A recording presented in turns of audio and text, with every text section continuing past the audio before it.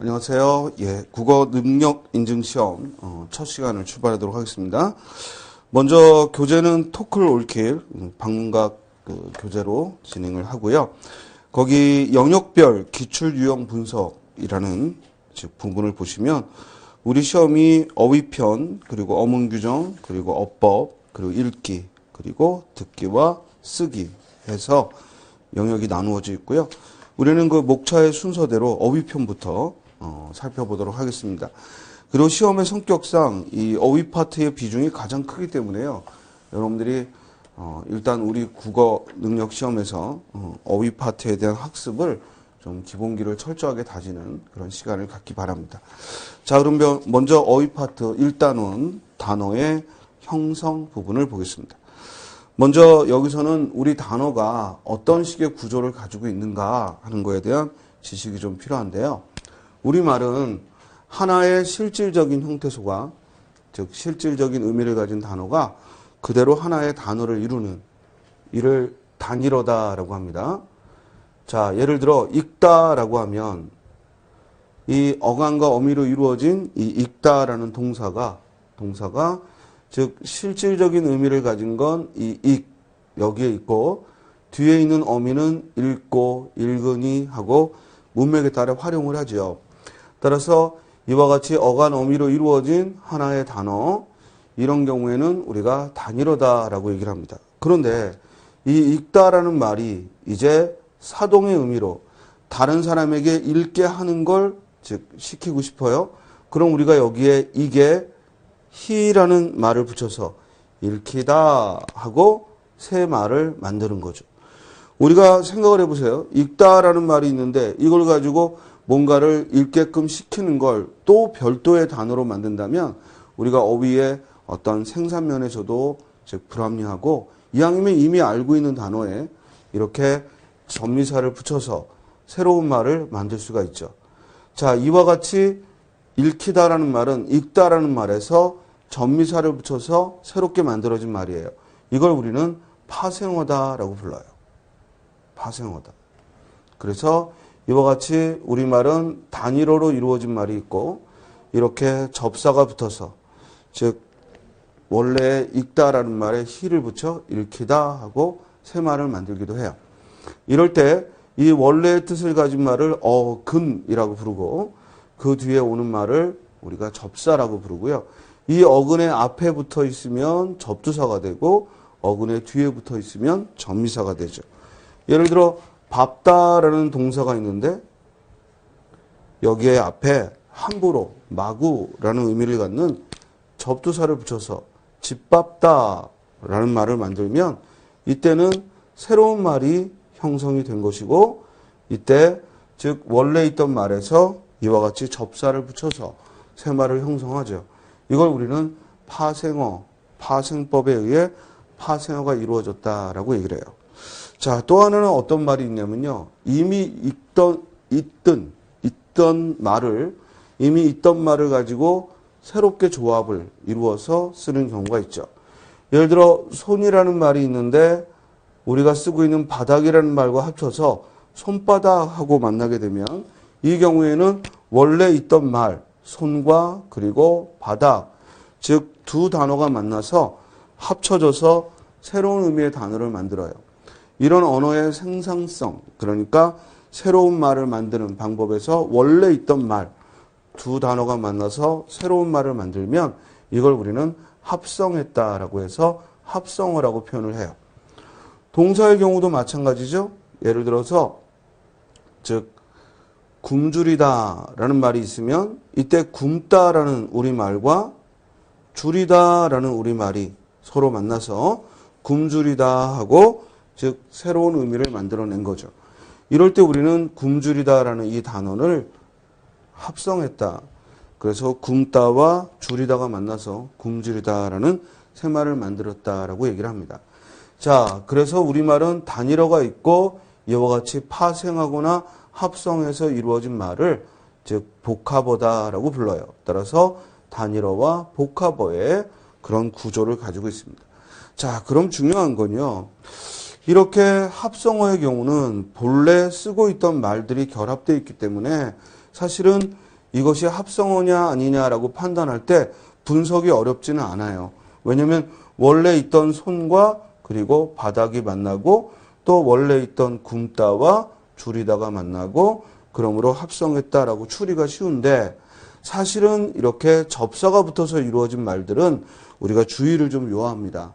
왜냐하면 이 접사는 원래 있던 단어에 즉 의미를 더해주기는 하지만 그렇다고 이 단어들의 즉 혼자서는 이 단어들과 별개로 즉 he라는 말과 짓이라는 말이 혼자서는 단어를 형성할 수 없고 의미가 없기 때문에 우리는 이렇게 다른 말에 붙어서야 의미를 가져오는 것들을 접사라고 부르거든요. 그래서 이 접사에 대한 학습은 적어도 기본소에 제시되어 있는 단어들 정도는 학습을 하기를 바랍니다.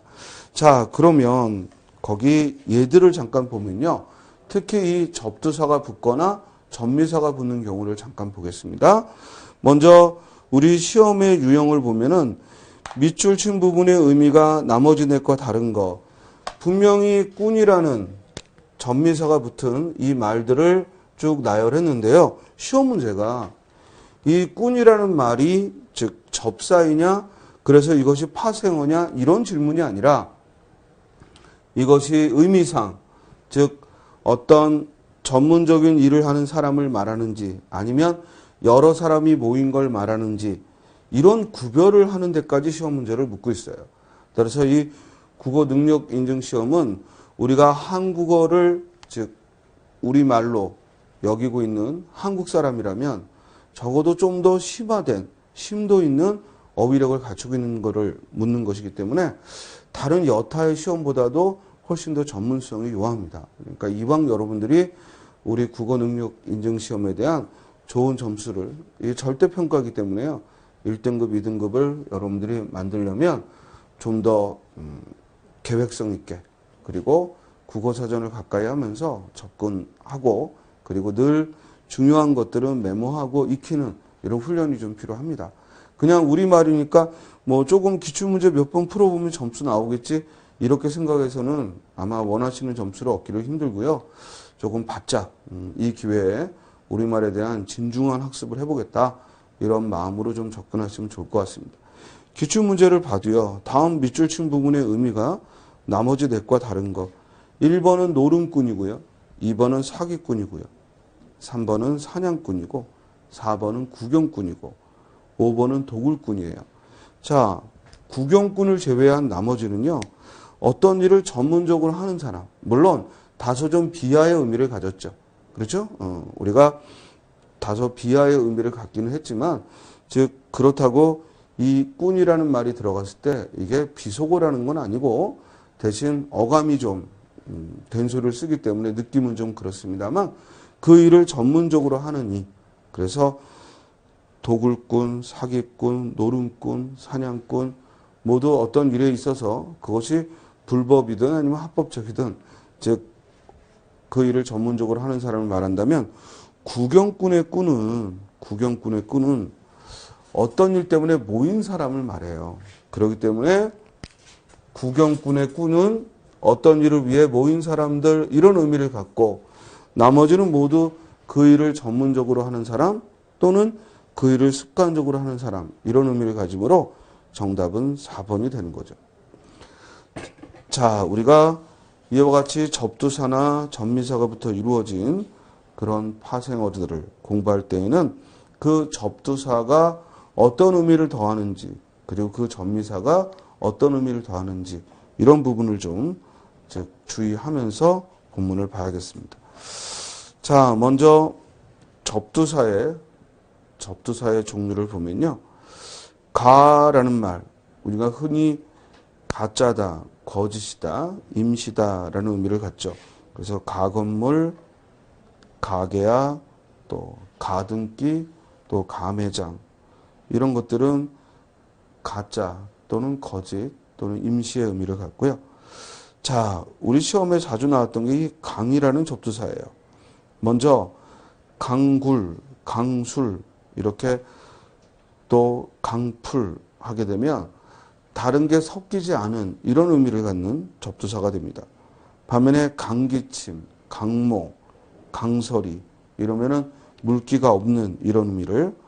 그러나 강우름, 강호령 하면은 이 억지스러운 이런 의미를 가져요. 그럼 시험 문제도 이런 단어들의 의미 차이를, 즉 똑같은 강이 들어가는, 접두사 강이 들어가는 말인데 그 나머지와 차이가 있는 것, 이런 질문을 합니다. 어때요? 결코 쉬운 문제들이 아닙니다. 그래서 여러분들이 좀 관심을 가지고 여기 접두사가 붙은 말들, 그리고 또 뒤에 전미사가 붙은 말들 학습을 좀 하셔야 됩니다. 특히 전미사가 붙는 단어들은요, 예를 들어 구경꾼 같은 말은 구경이라는 말도 명사고, 여기에 꾼이 와서 구경꾼 하고 세 말을 만들어도 역시 품사는 그대로 명사죠. 변함이 없단 말이에요. 그런데 이런 단어, 예를 들어 먹다라는 말에 이번에는 전미사 이가 와서 먹이라는, 먹이를 주다, 먹이하고 즉 단어를 만들면 이때 이는 먹다라는 말에 붙어서 명사 먹이를 만든 거죠. 그러니까 먹다는 동사인데 여기에 전미사 이가 와서 명사가 되는, 이렇게 전미사의 경우에는 품사를 바꾸는 경우도 있어요. 이걸 이제 문법 용어로는 지배적 접사, 즉 품사를 바꾸니까 지배적 접사라고 하는데요. 여러분들은 그 문법 용어 자체는 시험 대상이 아니니까 그 용어는 잊어버린다 하더라도, 아하, 전미사에는 이렇게 그대로 품사를, 원래 있는 어근의 품사를 변하지 않게 하는 그런 한정적 접사와, 그리고 이와 같이 어근의 품사를 바꿔버리는 이 지배적 접사가 있구나라는 건 알고 계셔야겠습니다. 여기 읽히다, 집밥다의 경우는 어때요? 품사 안 바뀌죠? 읽히다의 경우도 읽다도 동사, 읽히다 동사, 밥다 동사, 집밥다 동사. 그래서 이 접두사의 경우에는 품사 바꾸는 게 없고요. 이제 전미사가 이렇게 품사를 바꾸는 게 있는가, 이 점을 주의를 하셔야 됩니다. 그러면 여러분들이 우리가 짧은 시간 안에 효과적으로 이 국어 능력 시험에 대한 좋은 점수를 얻기 위해서는 또 여러분들 스스로 학습하는 것이 필요하고, 저는 이제 그런 부분들을 안내를 하고, 여기서는 실제로 이제 문제를 풀면서 어떤 가져야 될 스킬, 즉 전략, 기술, 이런 점들을 말씀드리도록 하겠습니다. 그러면 실전 문제로 가볼까요? 우리가 첫 단원, 즉 첫 단원 단어의 형성에서 실전 문제를 보겠습니다. 1번 문제 보죠. 밑줄 친 부분의 의미가 나머지 넷과 다른 것은, 가만히 단어들을 봤더니 자본가, 건축가, 평론가, 작곡가, 교육가의 밑줄이 쳐 있죠. 그러면 이때 전미사 가의 쓰임을 묻고 있다 하는 건 알 수 있고, 자, 그렇다면 우리가 아까 꾼에 대해서 문제를 풀었을 때와 마찬가지로 이 전미사 가가 왔을 때 즉 그 차이점, 그 의미상의 구별을 하는 거죠. 1번에 자본가들이 건너와서 할 때 자본가의 가는, 그 자본가라는 말은 자본을 많이 가진 사람, 이런 의미죠. 즉 자본을 많이 갖고 있는 이런 의미를 갖는다면, 건축가나 평론가나 또는 작곡가나 교육가는 교육가가 교육을 많이 가지니 이런 의미가 아니죠. 즉 이 말은 교육하는 걸 전문으로 삼은 사람, 또 작곡가 하면 작곡하는 걸 전문으로 사는 사람, 전문으로 하는 사람, 이런 의미죠. 그러므로 나머지 2, 3, 4, 5는 모두 그 일을 전문으로 하는 자라는 의미의 전미사로서 가가 쓰였다면, 1번의 자본가만 자본을 많이 가지고 있는 자, 어떤 것을 많이 소유하고 있는 자, 이런 의미이므로 정답은 1번이죠. 자, 2번 문제 볼까요? 이번에는 접두사가 붙었네요. 밑줄 친 부분의 의미가 나머지 넷과 다른 것은 했습니다. 자, 일단 한이라는 접두사가 붙은 말들인데요. 이 한이, 접두사 한이 갖는 의미는 대부분 한 자리에 모였다, 같은 자리에 모였다, 이런 의미가 있고, 또 크다라는 의미, 그래서 크다라는 의미로 한 시름 덜었다 하면은 시름이 컸는데, 즉 시름이 많았는데 이를 덜었다, 한 시름. 또 정확하다 또는 한창이다라는 뜻이 되죠. 그래서 어떤 것이 한창 때다라는 의미로 한낮이다, 한겨울이다. 또 정확히 가운데다라는 의미로 한가운데 이런 의미로도 또 쓰입니다.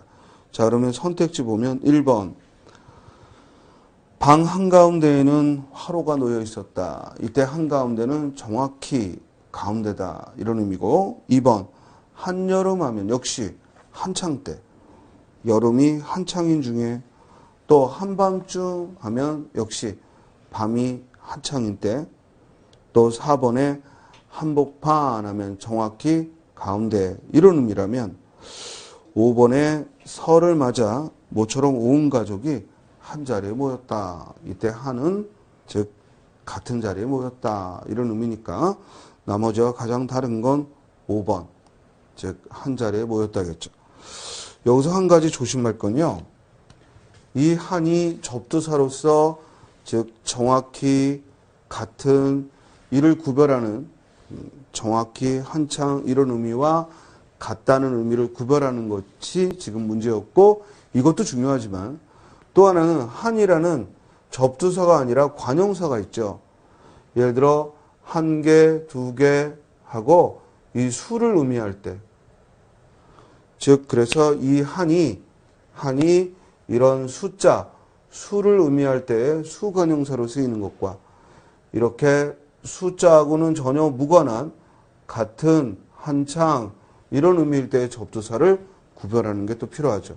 이는 띄어쓰기하고 관계되어서 숫자로서 한 개, 두 개 할 때 한은 띄었어야 되지만 그러나 접두사로서의 즉 같은 또는 한창 때인 큰 이런 의미일 때는 붙여 써야 한다는 것도 주의하시기 바랍니다.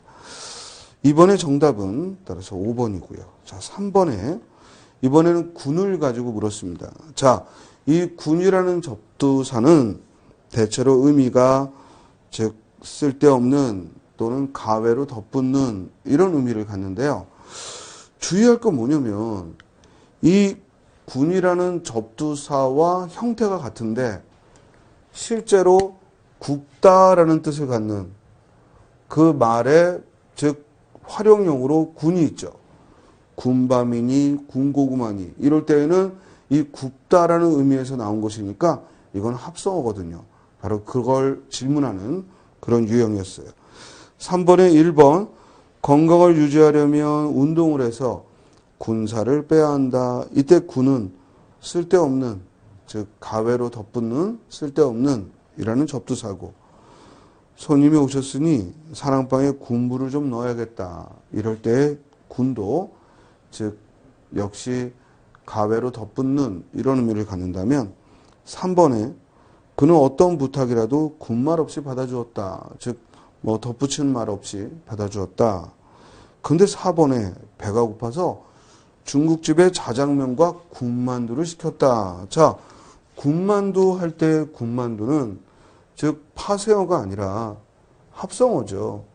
만두는 만두인데 구운 만두다 해서 합성어를 이루고 있으므로 나머지는 모두 접두사인데 4번만 합성어니까 정답은 4번이죠. 또 5번에 식탁 위에 놓인 봄나물 무침을 보니 군침이 돈다. 이럴 때 군침은 즉 쓸데없이 돋는 것 이런 의미를 가지므로 나머지 1, 2, 3, 5는 모두 쓸데없다라는 의미의 접두사 군이 쓰였고 4번만 군만두하고 합성어라는 걸 확인할 수 있습니다. 자, 4번 볼까요? 다음 밑줄친 부분의 의미가 다른 거. 자, 이때 접두사 막은 우리가 학습을 해야죠. 여러분들이 이 기본서 안에 있는 접두사나 접미사는 일단 학습을 했다고 치고 그리고 지금 저와 같이 문제를 풀면서 즉 묻는 유형들, 출제 유형들을 판단하고 그리고 그 전략들을 기술들을 익히는 거지 아예 그냥 감각적으로만 접근하려고 하면 실력 향상이 안 되죠. 따라서 여러분들이 이제 학습했다고 쳤을 때 이 접두사 막은 대체로 막고무신 또 막국수처럼 이렇게 품질이 좀 떨어지는 이런 의미를 갖기도 하고 또 막노동, 막말처럼 함부로 하는 이런 의미의 또 접두사로서도 쓰이고 또 막가다, 막보다라는 의미로 역시 함부로라는 의미를 갖는 접두사로 사용될 수 있죠. 그러면 위에 1번의 막벌이는 즉 닥치는 대로 하는 이런 의미죠. 그래서 닥치는 대로 일하는 거, 닥치는 대로 돈 되는 거라면 무엇이든 하는 거, 이걸 막벌이. 반면에 막국수 할 때 막은 함부로라는 의미보다는 이 막은 품질이 좀 떨어지는, 거친, 세련되지 못한 이런 의미죠. 그래서 막국수, 막담배, 막고무신, 그리고 막소주 등은 즉 품질이 좀 떨어지는 이런 의미를 갖는 접두사입니다. 따라서 1번의 막벌이만 닥치는 대로 하는 이라는 의미의 접두사이므로 의미가 다르니까 답은 1번이 되죠. 좀 어렵죠? 쉽지 않습니다. 이게 우리말이요, 동음이어잖아요. 그러니까 동일한 소리를 가져도 뜻이, 즉 어떤 상황에 놓이느냐, 어떤 장면에 놓이느냐에 따라 매우 달라지기 때문에 여러분들이 이런 것들을 그냥 감각적으로만 이렇게 쓰게 되면은 평소에 언어 생활을 다양하게 접해보지 않은 친구들은 이 실력 향상이 쉽지가 않습니다. 그래서 학습을 해야죠. 우리가 영어 학습을 할 때도 접두사 전미사에 대한 지식은 어휘력에 큰 기여를 하고, 마찬가지 뭐 중국어를 하든 일본어를 하든 뭐 불어를 하든 독어를 하든 이런 외국어 학습에서도 접두사 전미사에 대한 이해는 어차피 언어의 생산적인 측면, 즉 어떤 하나의 중심되는 어근, 뿌리가 되는 단어를 가지고 즉 어떤 상황마다 계속 새말을 만들 수는 없으니까 살짝 접사를 붙여서 새말을 만드는 인간의 지혜로움의 결과이기 때문에 우리 언어에서도 이런 접두사 전미사에 대한 활용은 좀 주의 있게 봐주셔야겠습니다. 자, 5번 보면요. 강이 들어가는 즉 접두사들을 들어주고 그 차이점을 물었습니다. 우리가 1번에 강염기 하면은 이때 강은 말 그대로 염기성이 강한, 즉 강하다는 의미를 갖죠. 매우 세다, 강하다. 강추위 하면 어때요? 아예 눈비도 오지 않고 아주 싸늘한 추위. 그럴 때 우리는 강추위다 이런 말을 하죠. 그런데 강기침, 가만히 보니까 기침이 강하다는 의미는 해석이 좀 안 되죠? 그렇다면 이때 강기침은 뭐냐? 즉 마른 기침. 그래서 강기침 했을 때 강은 아예 물기가 없는 마른 이런 의미입니다. 따라서 강염기나 강추위가 매우 강하다는 의미를 갖는다면 강기침은 즉 바짝 마른 이런 의미를 갖죠. 따라서 답은 3번이죠. 강타자와 강행군도 즉 매우 억지스러운, 또 매우 호된, 강한, 매우 센 이런 의미를 갖고 있습니다. 주의할 건 뭐냐면요. 지금 강염기니 강추이니 강타자니 강행군이니 할 때 이 강은 한자어예요. 즉 강하다라는 의미를 갖는 이 한자어입니다. 그래서 강타자 하면은 강한 타자고, 강염기 하면 즉 염기성이 강한 것이고, 또 강추위 하면 추위가 강하고, 강행군 하면 행군을 강하게 한 거죠. 그러나 이 강기침의 강은 한자어가 아니고 순 우리말로 이루어진 접두사예요. 그렇기 때문에 이 접두사 강과 그 아래 강은, 강타자 할 때 강은 즉 서로 같은 접두사임에도 불구하고 전혀 다른 동음이어가 되는 겁니다. 동음이어로서 사용이 된 거죠. 따라서 5번의 정답은 3번입니다. 6번을 보시면요. 밑줄 친 부분의 의미가 다른 거. 자, 이번에는 전미사 질을 줬네요. 먼저 이 전미사 질은 의미상 크게 두 가지가 있는데요. 하나는 어떤 신체 부위에 붙여서 그 신체 부위를 이용한 행위.